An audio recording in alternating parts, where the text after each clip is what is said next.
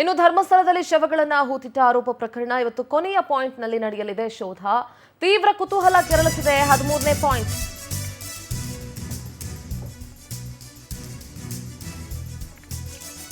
ನಿನ್ನೆ 11 ಮತ್ತು 12ನೇ ಪಾಯಿಂಟ್ ನಲ್ಲಿ ಉತ್ಖನನ ನಡೆದಿತ್ತು. ಅದರಲ್ಲಿ ಯಾವುದೇ ರೀತಿಯಾದಂತಹ ಕುರುಹು ಸಿಕ್ಕಿರಲಿಲ್ಲ. ಇವತ್ತು ತೀವ್ರ ಕುತೂಹಲ ಕೆರಳಿಸಿದೆ 13ನೇ ಪಾಯಿಂಟ್ ನ ಉತ್ಖನನ. ಈಗಾಗಲೇ 6ನೇ ಪಾಯಿಂಟ್ ನಲ್ಲಿ ಒಂದಷ್ಟು ಅಸ್ಥಿಪಂಜರ ಪತ್ತೆಯಾಗಿತ್ತು. ಎಸ್ಐಟಿ ತನ್ನ ತನಿಖೆಯನ್ನ ಕೂಡ ಚುರುಕುಗೊಳಿಸ್ತಾ ಇದೆ. ಇವತ್ತು ಕೊನೆಯ ಸ್ಥಳದಲ್ಲಿ ಶೋಧ ಇರುತ್ತೆ. 11, 12ನೇ ಸಮಾಧಿಯಲ್ಲಿ ಮೂಳೆ ಬುರುಡೆ ಏನೂ ಸಿಗಲಿಲ್ಲ. ಇವತ್ತು 13ನೇ ಸಮಾಧಿಯಲ್ಲಿ ಎಸ್ಐಟಿ ತನ್ನ ಉತ್ಖನನ ಮುಂದುವರಿಸುತ್ತೆ. ನಿರ್ಣಾಯಕ ಘಟ್ಟವನ್ನ ತಲುಪಿದೆ ಧರ್ಮಸ್ಥಳ ಕೇಸ್ನ ತನಿಖೆ.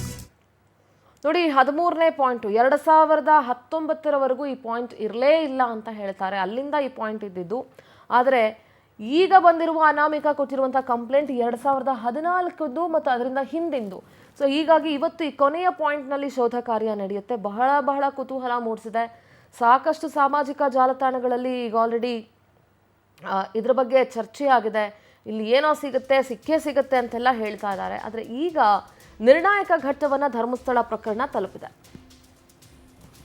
ನಮ್ಮ ವಿಶೇಷ ಪ್ರತಿನಿಧಿ ಅರುಣ್ ದೂರವಾಣಿ ಸಂಪರ್ಕದಲ್ಲಿ ಜಾಯ್ನ್ ಆಗ್ತಾ ಇದ್ದಾರೆ. ಶುಭೋದಯ ಅರುಣ್. ಧರ್ಮಸ್ಥಳದಲ್ಲಿ ಶವಗಳನ್ನ ಹೂತಿಟ್ಟಂತ ಆರೋಪ ಏನಿತ್ತು, ಇದು ಇವತ್ತು ಒಂದು ಕಡೆಯ ಹಂತ. ಈ ಪ್ರಕರಣದ ತನಿಖೆ ಕೊನೆಯ ಹಂತಕ್ಕೆ ಬಂದು ತಲುಪಿದೆ ಅಂತ ಹೇಳಿದ್ರು ತಪ್ಪಾಗೋದಿಲ್ಲ. 13ನೇ ಪಾಯಿಂಟ್ನ ಉತ್ಖನನ ಕಾರ್ಯ ಇವತ್ತು ಆರಂಭ ಆಗುತ್ತೆ. ನೆನ್ನೆ ಏನೂ ಕೂಡ ಸಿಕ್ಕಿರಲಿಲ್ಲ. ಇದಕ್ಕೆ ಸಂಬಂಧಪಟ್ಟಂತ ಅಪ್ಡೇಟ್ಸ್ ಏನೇನಿದೆ ಅರುಣ್? ಸೋಮವಾರ ಅಷ್ಟೇ 11ನೇ ಪಾಯಿಂಟ್ ನ ಅವರು ಉತ್ಖನನ ಮಾಡಬೇಕಾಗಿತ್ತು.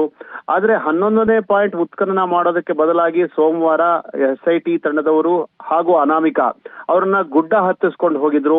ಅಲ್ಲಿ ಮೇಲ್ಭಾಗದಲ್ಲೇ ಅಂದ್ರೆ ಯಾವುದೇ ಒಂದು ನೆಲ ಅಗಿಯದೇನೆ ಹಾಗೆ ನೇರವಾಗಿ ಒಂದು ಅಸ್ಥಿಪಂಜರ ಸಿಕ್ಕಿತ್ತು ಅಂತ ಹೇಳಲಾಗ್ತಾ ಇತ್ತು. ಆ ಅಸ್ಥಿಪಂಜರ ಒಬ್ಬ ಪುರುಷನದ್ದು ಅಂತ ಕೂಡ ಈಗ ಗೊತ್ತಾಗಿರುವಂತದ್ದು. ನಂತರ ನಿನ್ನೆ ಮಂಗಳವಾರ ದಿವಸ ನಿನ್ನೆ ಬೆಳಗ್ಗೆ 11:15 ಮಧ್ಯಾಹ್ನ 1:55 2 ಗಂಟೆವರೆಗೂ ಕೂಡ 11ನೇ ಪಾಯಿಂಟ್ ನಲ್ಲಿ ಉತ್ಖನನ ಮಾಡಿದ್ದಾರೆ. ಪೌರ ಕಾರ್ಮಿಕರನ್ನ ಬಳಕೆ ಮಾಡಿಕೊಂಡು ಸುಮಾರು 6 ಅಡಿ ಗುಂಡಿಯನ್ನ ತೋಡಿದ್ದಾರೆ. ಏನೂ ಸಿಕ್ಕಿಲ್ಲ. ಅದಾದ ಬಳಿಕ ಭೋಜನ ವಿರಾಮದ ಬಳಿಕ ಮಧ್ಯಾಹ್ನ 3:30 ಸುಮಾರು ಸಂಜೆ 6 ಗಂಟೆವರೆಗೂ ಕೂಡ ಮತ್ತೆ 12ನೇ ಪಾಯಿಂಟ್ ಅಲ್ಲೂ ಕೂಡ ಶೋಧ ಕಾರ್ಯವನ್ನ ಮಾಡಿದ್ದಾರೆ. ಅಲ್ಲೂ ಕೂಡ ಏನೂ ಸಿಕ್ಕಿಲ್ಲ.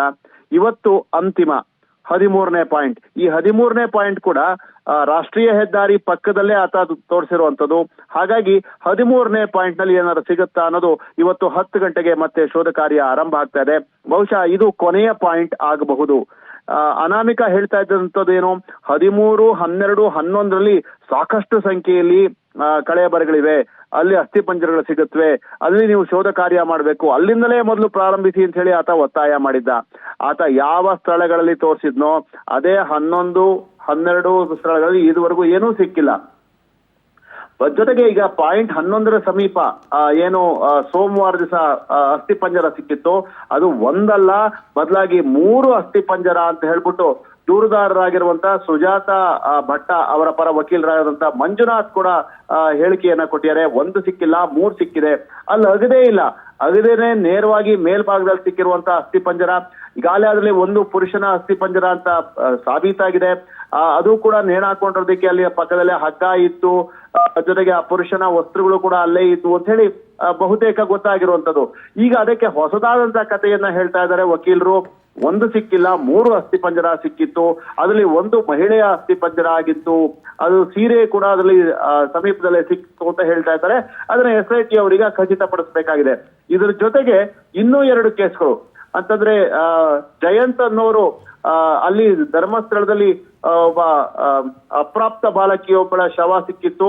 ಆ ಶವವನ್ನ ಯಾವುದೇ ಕಾನೂನು ವಿಧಿವಿಧಾನಗಳನ್ನ ಅಥವಾ ಒಂದು ಕ್ರಮಗಳನ್ನ ಕೈಗೊಳ್ಳಿ ನೇರವಾಗಿ ಹೂತಾಕಿರೋ ಆರೋಪ ಮಾಡಿದ್ರು. ಅದನ್ನು ಈಗ ಎಸ್ಐಟಿ ಹಸ್ತಾಂತರಿಸಿದ್ದಾರೆ. ಓಕೆ, ಥ್ಯಾಂಕ್ ಯು ಅರುಣ್ ನಿಮ್ಮೆಲ್ಲ ಡೀಟೇಲ್ಸ್ಗಾಗಿ.